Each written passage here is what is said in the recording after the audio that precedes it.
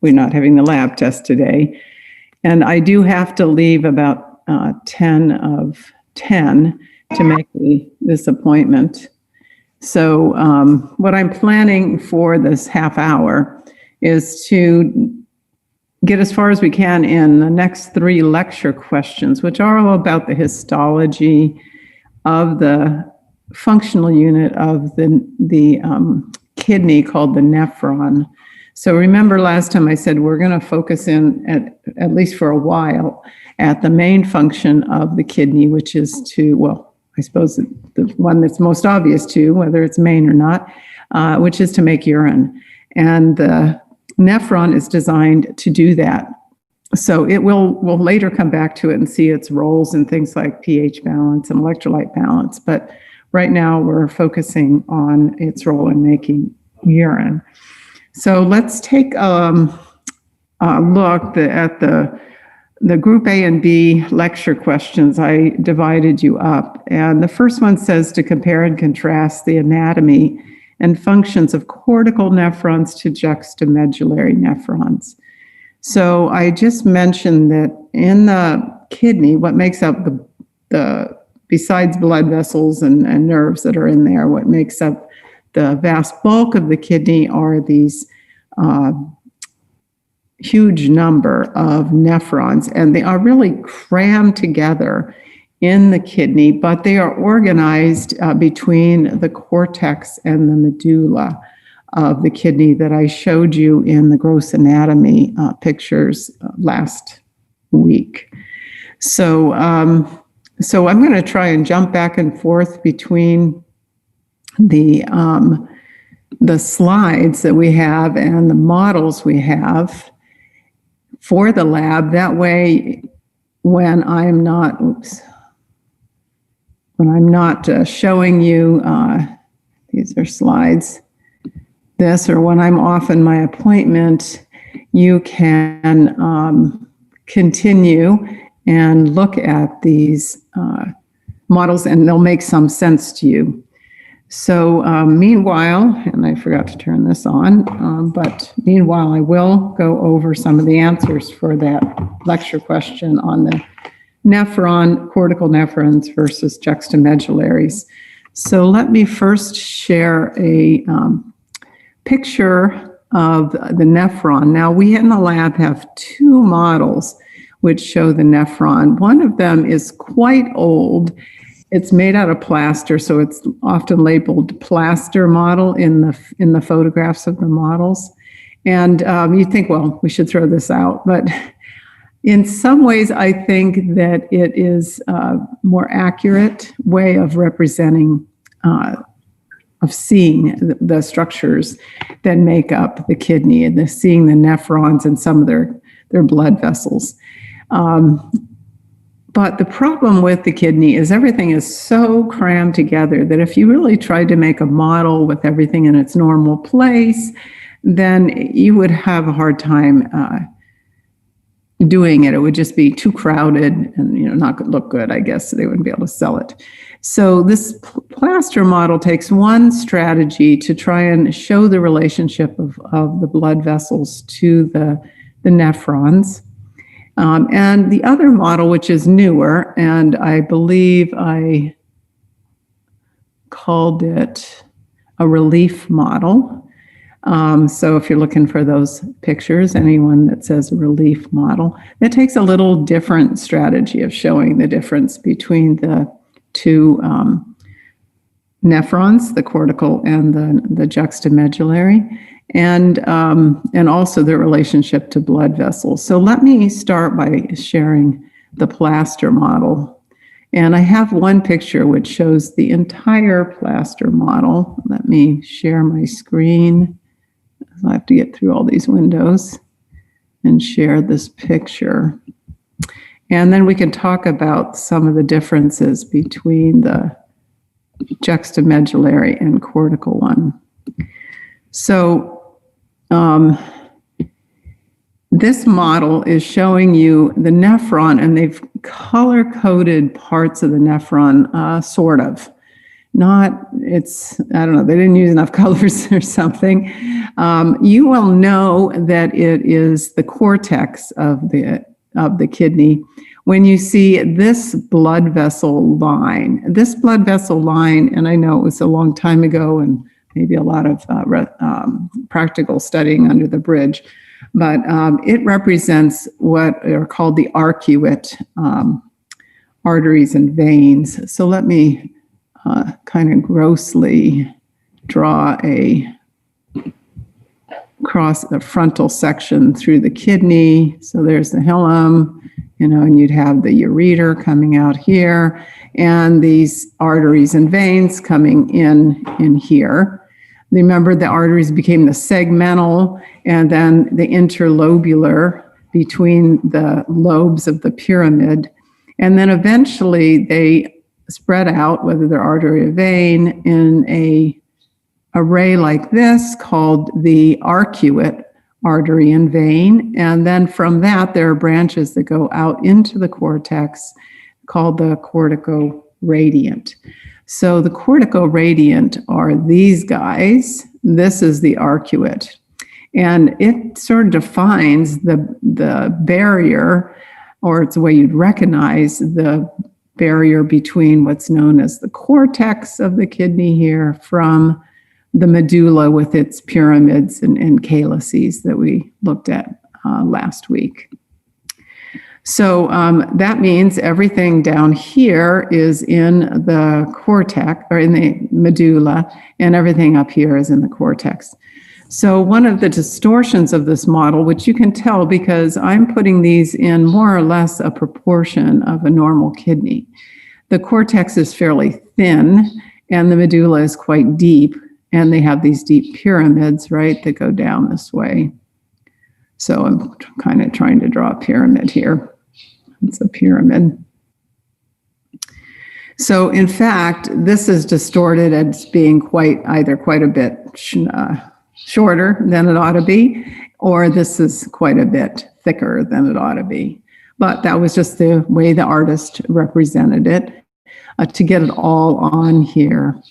So one of the things you'll notice is this big central part of the kidney, of the nephron, that goes through both the medulla and the cortex. And so the yellow part, maybe I'll type this over here, is yellow, is the collecting duct.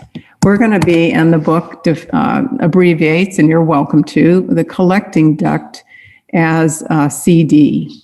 So one of the things you'll notice is all these little branches coming into it, because the collecting duct is collecting what is now urine from all the parts of both types of nephron, the juxtamedullary and the cortical nephrons that we'll talk about more in a minute.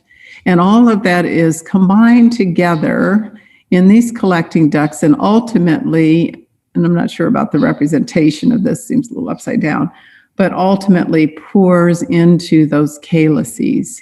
So I think they called that the papillae. At the very end of the pyramids over here, there's the papillae, where all of these collecting ducts dump their urine into the calyx that then ends up going out the ureter. So that's kind of the end process. And I'm stressing this because I want to point out to you that the collecting duct is not just getting urine from one type of nephron or the other, it's mixing together the urine from both. Now, why you have two types of nephrons is that the specialized juxtamedullary nephron, juxta means across, so it goes across the medulla, and it's shown here in this kind of tan color and purple color that's diving down into the medulla. It's crossing the medulla. So in fact, in our kidney here, the juxtamedullary would have some of its parts in the cortex, but two of its parts would go all the way down deep into the medulla. And this is pretty accurate, not in length, but in showing that there's a part of it that looks quite skinny here. It's going to be called the thin segment that goes the deepest. And then as you go up a little closer to the cortex, it has a thicker segment here. And so we're going to be calling this the thin segment of the descending loop. And there'll be a thin segment of the ascending loop and a thick segment of the ascending loop. That is unique to the juxtamedullary nephron. So one of the big features, and we'll put this again here, there's purple, are the A loop and D loop. And this is one place they haven't gotten rid of somebody's name of Henley. And these are found only in juxtamedullary nephrons. Now, the reason you have them, and we will eventually get to this mechanism, how they do it, but you are going to make an osmotic gradient. The osmosis is the sort of osmotic measure is the pressure of water that pushes, or the pressure that of solutes, the relative amounts of solutes between one side of a membrane and another that will push water across that membrane as long as the membrane is permeable to water. So you probably know what osmosis is from all the years in biology you've had. And there is a way of measuring an osmotic pressure. How much force is water feeling to cross a membrane? And it's going to be called osmotic pressure is measured in, can somebody turn off their microphone, or I'll turn it off for you, osmolarity. So what we'll see is that most of the extracellular fluids. So if we have extracellular fluids, including the blood and interstitial fluids, you have a milliosmolarity of 285 to 300. Often the book, milliosmol, just says 300 up here, but there is a range, so you should know the range. So whether we're talking about the blood in your heart, the interstitial fluid around other organs, it's all going to be somewhere between 285 and 300 milliosmol. And that's the relative ability of it to pull water across a membrane. If you looked at intercellular fluid, it is isoosmotic with the extracellular fluid. So it would also be 285 to 300 milliosmol. That way you're in osmotic balance. The juxtamedullary nephrons set up a gradient in an osmotic gradient in the medulla, in those pyramids of the medulla. So within this pyramid of the medulla, we're going to start at 285 to 300 milliosmol, but when you get down to the tip of it, down here in the papillae, it's going to go 4 times more concentrated osmolarity. You're going to have 4 times more salts out in the extracellular fluid than you would have in other body fluids. So it sets up a gradient from 285 to 300 milliosmol up to 1,200, or sometimes even as much as 1,400. The book doesn't say that, but it is true that under certain hormonal circumstances, you can even increase this osmolarity. They imply that. They don't give a number to it, but they imply that that does happen. And you're making this milliosmol, you're making this gradient in order to enable you to concentrate the urine that's passing through it in the collecting duct. So as the urine is passing by, whether the urine comes from cortical nephrons or juxtamedullary nephrons, remember it's combined in this thing, there is this osmotic gradient to enable you to concentrate urine.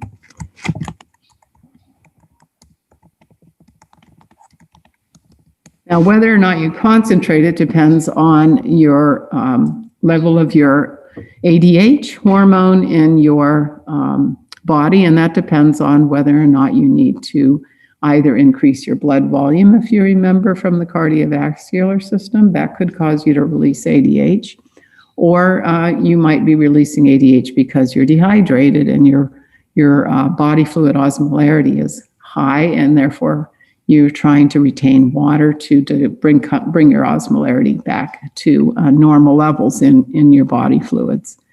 So we will return more to that hormonal regulation later. I'm just kind of walking you through the juxtamedullary's special talents. Now, why I started with the juxtamedullary is because these features of making this gradient are always happening, and they're solely the responsibility of the juxtamedullary.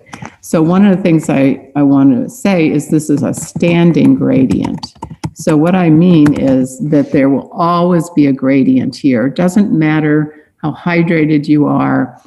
Even if you want to release excess water from your body, or you have excess body higher blood pressure and you want to lower your blood pressure by getting rid of some water to lower your blood volume, you are still going to have a gradient here. And it's going to be at least the 285 to 1200 milliosmol.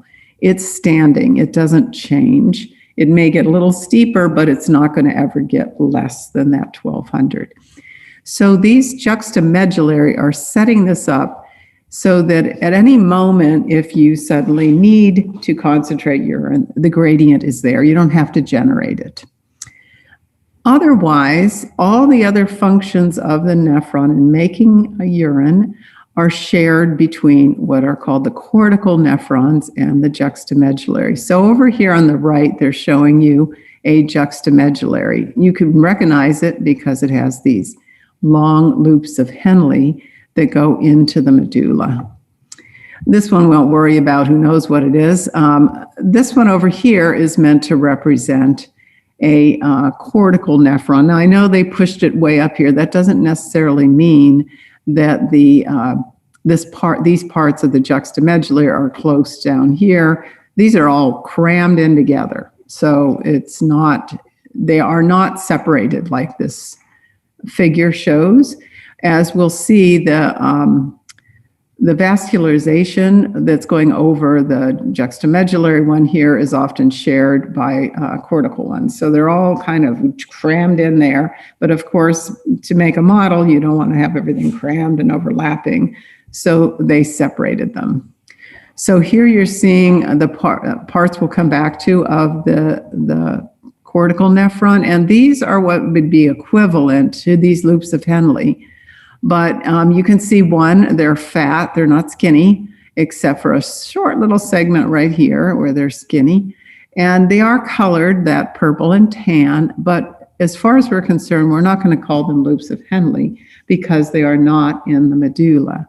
And they don't participate in setting up the gradient because all of the extracellular fluids up here are all isoosmotic with the rest of your body. They're all 285 to 300 milliosmol. Okay, so what will we call them? You can call them still the PCT and the DCT. So let's talk about the PCTs and the DCTs. So you can see in both of them, there is this tangled group of tan, what are going to be called convoluted tubules. So the things, let me see if I can do it over here. Tan is meant to represent the PCT. That stands for the proximal, and I may not be able to see it as I write it, so I'm going to kind of, because your pictures are over there, proximal convoluted tubules. Proximal means close. So close to what? Well, they're close to these little green balls here, and the little green balls are close to the glomerulus, which we'll abbreviate in the book does. Oops, I have a typo. Glomerulus. So The glomerulus we'll talk about, we're going to spend quite a bit of time in the next lecture, which will happen again in the lab periods on Thursday. And we'll talk about what its functions are. But this is the site where and how they happen, where filtration happens, where the blood, you can see blood vessels going into these green balls and blood vessels emerging, where the blood is going to be filtered in the glomerulus. When it's filtered, these glomeruli, I know they're isolated here, but they're actually surrounded by the PCT and the other convoluted tubule called the DCT. And so totally surrounded by these guys. So we had the glomerulus, maybe I'll put where filtration happens. Okay, I can't, maybe I'll move you guys over here now. Happens, sorry. Can't type blindly, I guess. The other purple on this up here that also looks all windy and shorter, but windy. It's actually longer than they're showing you. And here it's been chipped off, but it's all purple there. That's called the distal convoluted tubule, DCT. So we've got the parts of the nephron. So if you had to list what are parts of the nephron, and I'm going to abbreviate it, and we're now going to put them in order. Whether or not it is cortical, shared by cortical or juxtamedullary nephrons, you're going to have a glomerulus. You're going to have the proximal convoluted tubule. And you're going to have some sort of connectin. We didn't name it here, but if it's juxtamedullary, if JM, then you have the descending loop, and the ascending loop of Henle. And that leads into the distal convoluted tubule, which leads into the collecting duct. So if you don't have a name for that little short segment, don't worry about it. If you want to call it loop without adding descending or ascending, that's fine too. But I think that's why they made all of this kind of purpley color, because you can call all of that just distal convoluted and this all proximal convoluted for our cortical. Okay, so now you have the pieces using this model of the nephron. This model also shows some, but not all, of the blood vessels. So remember, and I often have this with students, they keep, a nephron is a structure that is separate from the vascularization that goes around it. Now, they work together in order to make urine. So often students mix up and say, oh, this capillary bed is part of the nephron, when it's not. It's part of the vascularization around the nephron. So anything you're seeing here that is yellow, tan, or purple, or these little green balls, those are all tubules of the nephron. So tubule means that they're going to have some kind of space, right? You're going to have cells on one side and you're going to have space in the middle. How are we doing on time? I don't have much more time, so I guess we won't look at the slides. What is the job of the cortical nephron? And well, that job is shared. So both the cortical and the juxtamedullary make urine. When they make urine, they're initially going to be making it up here in the cortex, and it's going to be isoosmotic with the blood, so 285 to 300. So in cortex, in both urine is at 285 to 300 milliosmol. As the urine passes for the juxtamedullary through these long loops of Henle, it's actually going to become lower than normal body osmolarity, and we will come back to that later, to enable you to make dilute urine. If it is, if you're dehydrated, when it goes through the loops of Henle, it can become very concentrated, as much as 1,200 to 1,400 milliosmol. That urine then will pour, it's not shown very well here, pour into these collecting ducts and mix with the cortical urine. As that cortical urine passes through the medulla, it too can be concentrated, so that ultimately, if you need to concentrate it, ultimately you can make urine, the combined cortical and juxtamedullary urine that ends up in your calyces and into your bladder, could range from as dilute as 100 milliosmol, much more dilute, a third the osmolarity of your blood, to as much as 12 to 1,400 milliosmol, 4 times the osmolarity of your blood. And that is one of the amazing parts of nephron.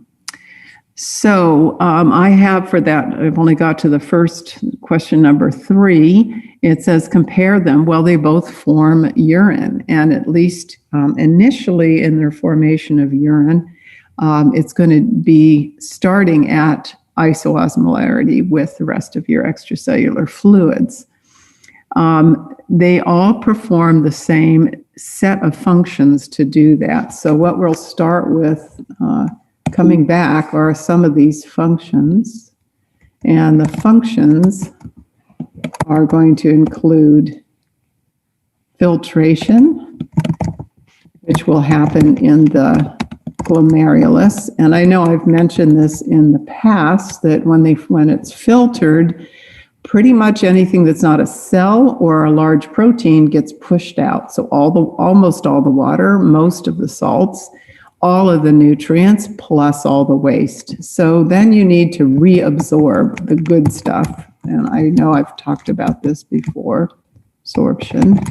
And that's going to be largely, but not entirely, but mostly the PCT. So we won't get to that next time, the PCT doing it, but we're going to use a lot of active transport mechanisms to do that. So the PCT, remember, is tan up here. So it's doing it up in the cortex.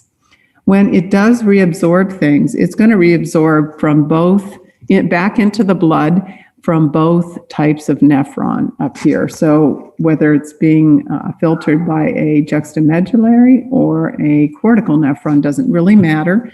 It'll be reabsorbed back into the capillary beds that are up here from both of those. Some reabsorption is going to happen down here as part of a mechanism called the countercurrent exchanger that sets up the gradient.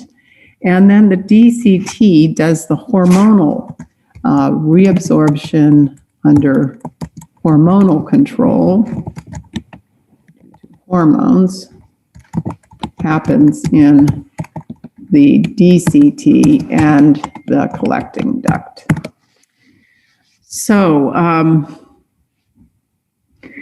So we had 7 functions actually on the end of the last lecture, and I haven't touched on all of those. We've really looked at urine. We will be coming back to who does pH balance and who does the electrolyte balance, but we're going to do all of that much later. So when we return, when I come back, which I said, let's hope for, I think I said 11:30. The appointment I have is at 10:30, and it's about 20-minute drive away. So if it goes longer, then I will try and get on with my phone and text you that, or put it on Canvas. But anticipate somewhere around 11:30, we'll come back and we'll continue this discussion. So I will see you. Let me see what the chat says. Somebody popped something into chat. Yeah, thank you, Dina. I hope he is okay too. But thank you, everyone. Yeah, it's sad. All right, see you soon. I'm going to stop sharing. And for now, and see you somewhere 11:30, but you can go ahead and work on the lab stuff. That might help you with the next part of the lecture. Okay, take care.